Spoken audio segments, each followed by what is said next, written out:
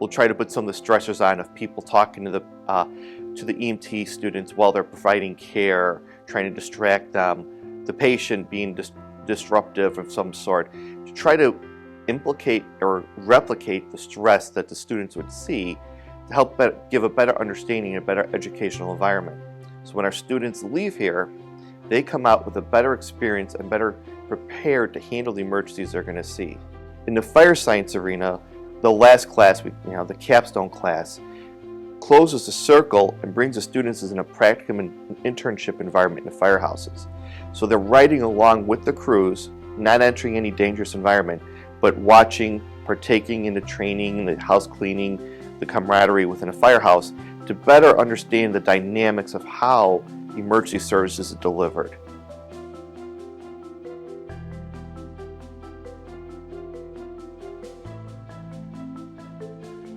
We need to ensure our students are taught that when you respond to an emergency, you're going to treat the person and be inclusive and help and be cognitive of everyone's needs.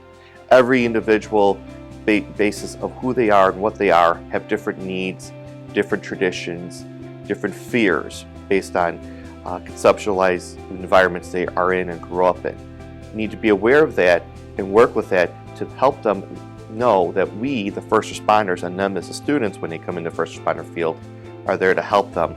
And at the end, we are successful when they get the help they need.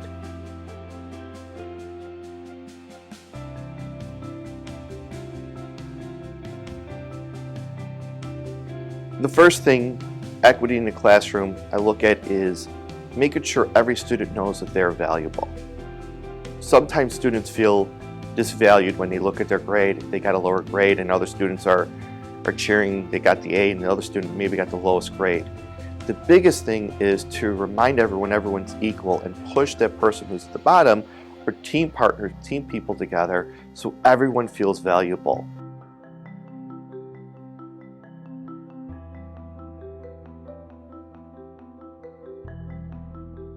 My teaching philosophy is everyone is successful. If someone's starting not to feel successful, empower them to be successful. If half my class does not make it into the career field, I was not successful as a teacher. If my entire class walks out, jumps in this career field, and is in this career field today because of me, because of the push I gave them, then I was successful as an instructor and teacher.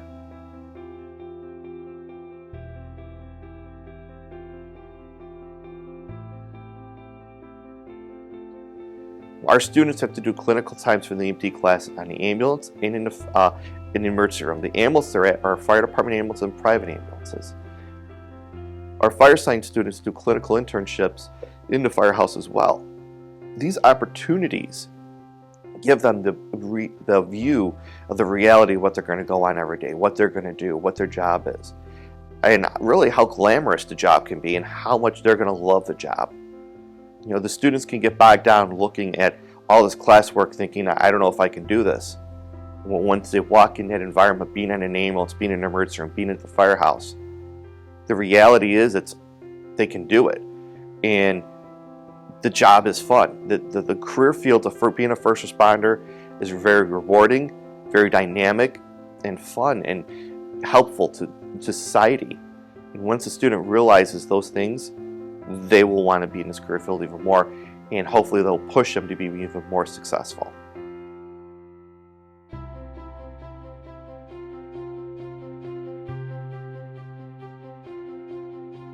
I know my students are learning by multiple ways. One, grades. We need to ensure that they have the grades to move on because licensure exams are big. If you can't pass a licensure exam, you cannot get licensed. But two, when we have the hands-on practical, when you give the student the scenario and let them run with it, it's great to see when you first start working hands-on practicals with them, they're stumbling. You're trying to build them up, build them step by step. Remember airway, remember breathing for the EMT students. And when you start getting to the part where covering medical or trauma emergencies, when all of a sudden you see the student just run with it, the instructor, myself, no one has to give them clues. They're just finishing the assessment, chugging along, doing the proper treatments. That's the satisfaction there when you see that they were successful and they have achieved it. The students need to hear from us. After a test, the day after a test, the instructor come in, you guys knocked this out of the park. You guys are succeeding, you're doing well, you're being successful, let's keep this up. You guys keep the same momentum up, you guys will pass, and at the end I will see all of you becoming licensed DMTs or certified firefighters.